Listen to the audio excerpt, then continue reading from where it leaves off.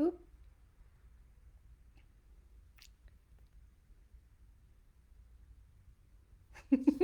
There we go. Oh my goodness. Okay. Hi. Hi, everybody. Welcome to our Facebook and Instagram Live Thursday. And today we are talking about checking in with whose life you are living. So, this week in LLCA, Levin Life Coach Academy, my training and certification program, we are exploring the roles that we are playing, the personas that we are presenting to the world, the ways in which we're hiding out, the ways in which we are robbing ourselves of our sovereignty and our desire and our own authentic agency by being so other referenced and by being so concerned with what everybody else wants for us or the things that we need to do for everyone else. So, this is a conversation about looking at the places where we are hiding out behind a very specific role or persona, or the ways in which we are really locked into our codependency. So, what happens is we adopt these roles, we adopt these personas of being the superhero, of being the, of being the one and the only one, or some version of whatever it is that we are projecting out to the world. So, for me, for many years, I was projecting this image of perfection to the world. I really only wanted people to see me through a very specific lens that I gave them to see me through so that I could manage their perception of me. So ultimately, this is very controlling, this is very manipulative because I didn't want to be seen for the truth of who I was. I wanted to be seen for who I wanted other people to think I was. And so, this is what happens when we don't tell the truth to ourselves, when we are in self betrayal, first and foremost. So, it's it's really about the ways in which we are we are carefully crafting this package. We are putting ourselves inside this package to be digestible to everyone else around us. So I want you just to take a moment to notice, how are you doing this in your own life? How are you carefully crafting your persona? How are you crafting the ways in which you want people to perceive you and see you? And how is that impacting your ability to live life on your own terms? Because often what happens is we find ourselves being so other referenced that we're living life on someone else's terms. We're living according to what someone else wants for us, or we're living according to what we think we need to be in order to be loved and accepted. So I often talk about the ways in which we feel like we need to hide something in order to be loved or accepted. We often believe that there's something about us we need to hide, that we need to hide, a secret. We need to hide an aspect of ourselves in order to be loved and accepted. And yet, the crazy thing that happens is right alongside of that, we are in the place of also wanting to be loved for the truth of who we are, yet we're really afraid to reveal that truth. So also, as you're sort of exploring this concept of whose life are you living, look at the ways in which you are hiding some part of yourself. Look at if there's some secret that you're holding. What's the thing that you believe that if someone else knew about you, they wouldn't love you or accept you? Because I'm also here to say that the thing that draws us closest to one another, the thing that really creates the most intimacy, is when we find resonance. And the resonance can really be found when we give voice to whatever it is that we're hiding. So, I know for most of my life, I was really living behind this armor. And again, projecting this image of perfection to the world, wanting to be seen in a very specific way through the lens that I gave people to see me through. And I didn't want anyone to really know me. And the truth is that I didn't want to know me. And so what happens is when we avoid telling ourselves the truth first and foremost, we create chaos. So we create chaos in our lives when we avoid the truth. So again, notice in your own life, where are you creating chaos because you're not telling the truth to yourself first and foremost? And it's not about broadcasting the truth. It's about telling the truth to someone safe. It's about first being willing to tell the truth to yourself and then being able to tell the truth to someone safe. Then it's about being willing to make some different choices. So if you are currently choosing, or if you are currently going through the motions of autopilot, which is also a choice, quite frankly, if you are currently living along rules and regulations and confinement that have you living a certain way that doesn't feel authentic and true to you, what are different choices that you're willing to make? What are the boundaries that you're willing to explore? So, again, boundaries are the limits that you set around what you will or will not do, what you will or will not tolerate, and will or will not accept. So it's really critical for you to start examining, what am I doing that I don't want to be doing? Where am I saying yes when I want to say no? How am I tolerating the intolerable? How am I accepting the unacceptable? And how can I begin to make some incremental change? Change always begins with having the vision of where you want to go, making different choices and taking different actions. So this is the foundation of my transformation equation. Change equals vision plus choice plus action. So if you want to make a change, you need to have clarity of vision. Your vision becomes the gauge by which you measure your choices and your actions. So you want to really recognize that our present moment choice predicts our future. Our present moment choice is our crystal ball. So whenever you're wanting to know what does the future hold for me, I want you to recognize that you have far more power than you give yourself credit for. So if you're currently living in a space where you are blaming someone else for the circumstances of your life not being the way you want them to be, this is the invitation. This is the invitation to step out of blame and out of victim mode into responsibility and empowerment. We have, like I said, we have so much more power than we give ourselves credit for. So I'm seeing some comments over here. Thank you, everybody who's popping in. Uh, Love to see you all here. Love to see you all here. Oh, yay. Okay, good. And I'm just checking on my Instagram too. I'm still, a little bit, what do I want to say? New at doing the two at the same time.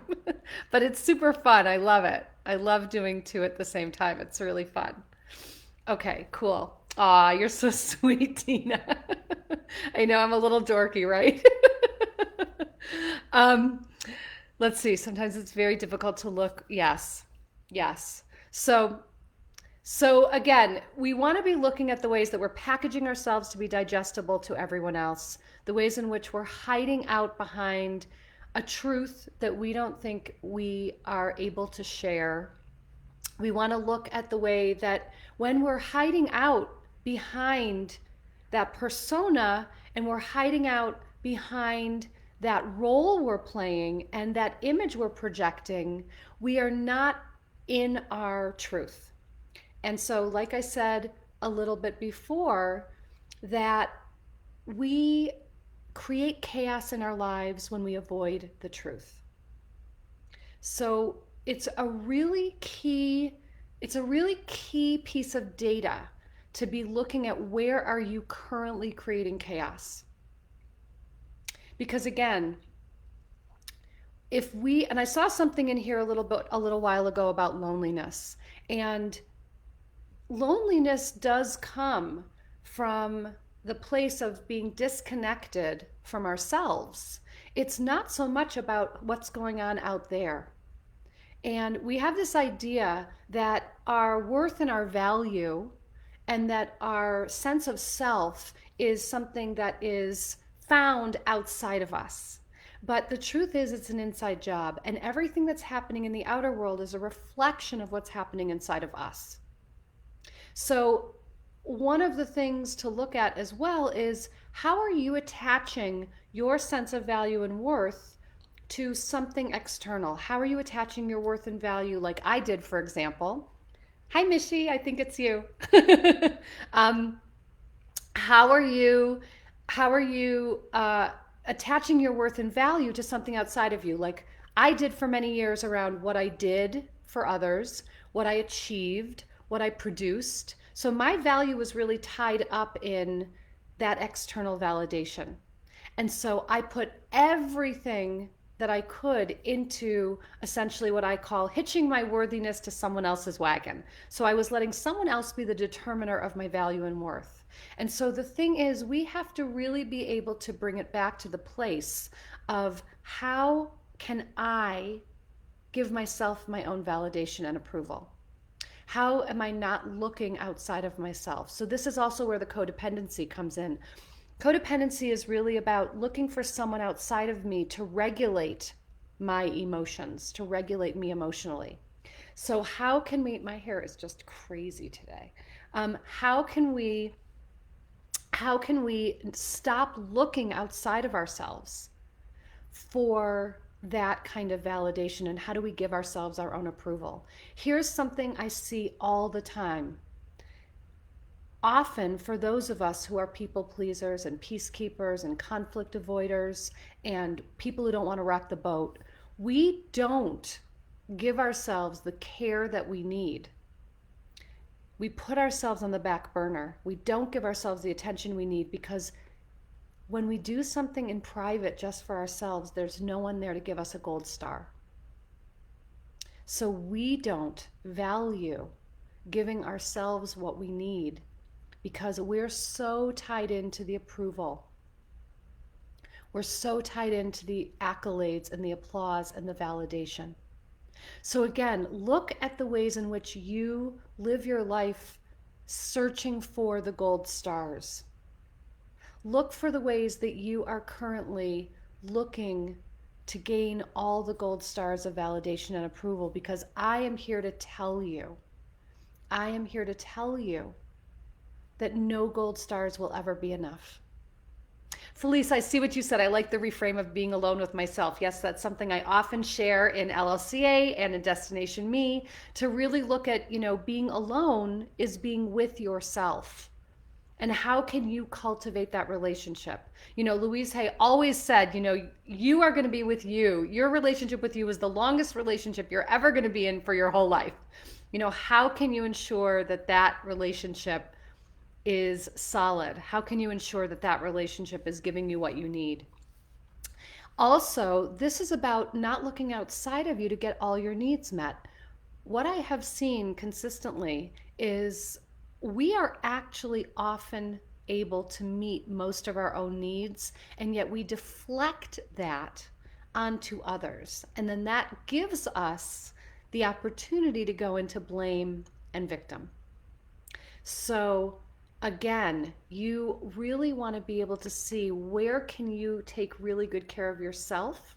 It's not about not needing anything, and it's not about not needing anything from anyone else, but chances are when you are dealing with a host of unmet needs, there are a fair amount of them that you are able to meet for yourself, and yet you have already pinned them on other people.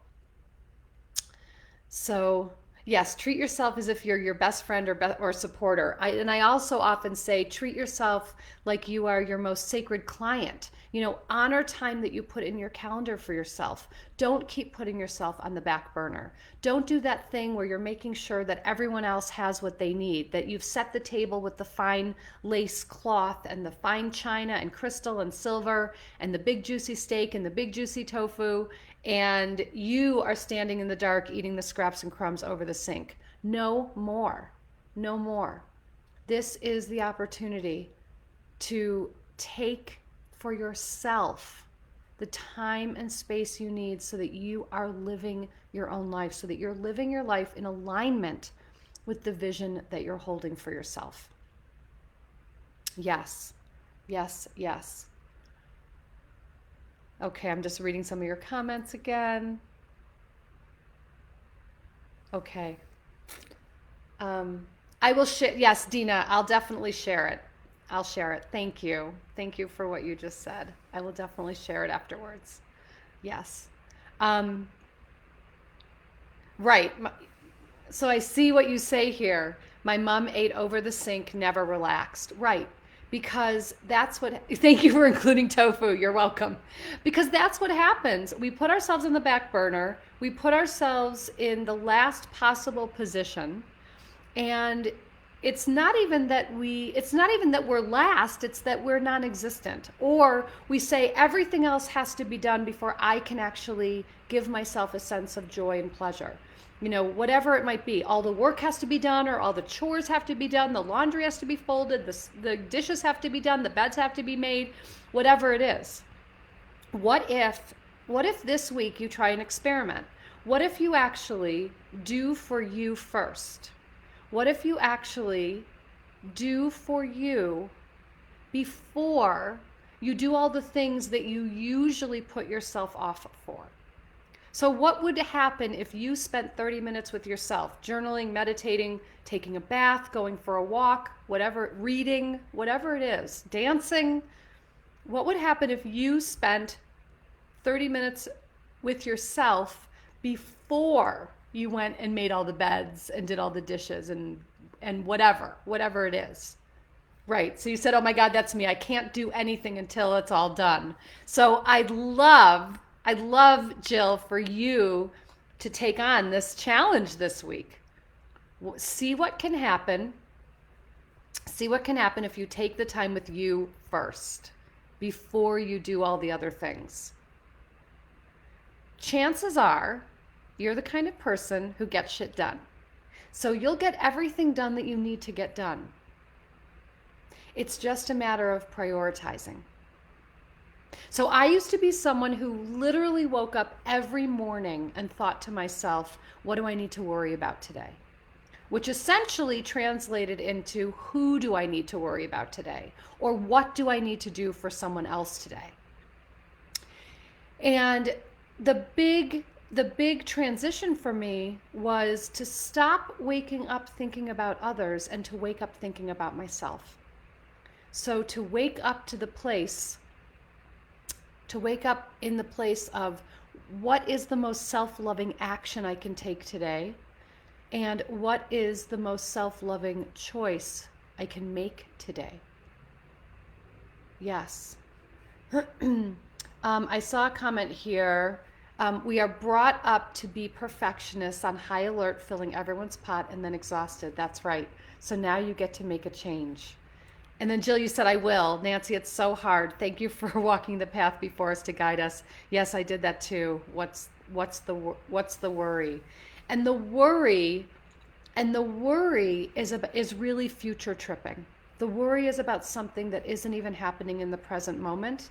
And worry takes us out of the present moment. Worry puts us into the future, and so we're not really here. And what it also does, what worry does, is it activates this part of us that stays in this loop of, what do I need to do or say to make everything be okay? What do I need to do or say to make everything be okay? Which isn't coming from a place of authenticity. It's coming from wanting to fix or save or rescue or avoid conflict. I saw that Felice said yes. Phone in airplane mode has been an excellent has been awesome, Nancy. Thanks for that suggestion. Yes, I do that. I've been doing it for years. Going to bed with my phone in airplane mode, waking up, meditating, and then journaling, and then putting my phone back on Wi-Fi when I decide to. So I don't wake up with the world coming at me. I make a conscious choice about when I'm ready to engage with the world. And I saw something here too. Okay, let's see. Yeah. So this week, I really invite you to see how you can give to yourself first. How you can put your needs at the forefront. And if any of you are having that feeling of, well, isn't that selfish? I invite you to reclaim selfishness. Selfish is here's the deal. I've said this before, I'll say it again, I'll probably say it every time I'm with you. Selfish, self-care, and self-love are three sisters whose job it is to support you in honoring yourself. If you deny selfish, if you reject selfish, and you praise selfless, in selfless you disappear. In selfless you vanish. So that's how we lose ourselves. The invitation here is to actually consider yourself and to begin with at least considering yourself as much as you're considering others. From there, when you're considering yourself, you get to make choices and you get to take action that support you in living life on your own terms. So this is about taking yourself off the back burner and embracing selfish. Also, the other thing I'll remind you of is if you're feeling any guilt about taking care of yourself. In this context, guilt is always an indicator that you're on the right track, that you're honoring your own needs. So if the guilt arises, it's actually a good thing. Okay, lovely to be here with you today. I'll be back again next Thursday. Try a few of these things this week. See if you can set some time aside for yourself first before you do all the other things. See if you can nurture yourself before you nurture everyone else. See if you can wake up in the morning and ask yourself, what do I need today? What do I want? What do I feel? What do I think? Instead of turning your attention outward. It's a place to begin so that you can start living your own life on your own terms. All right, loves, take care.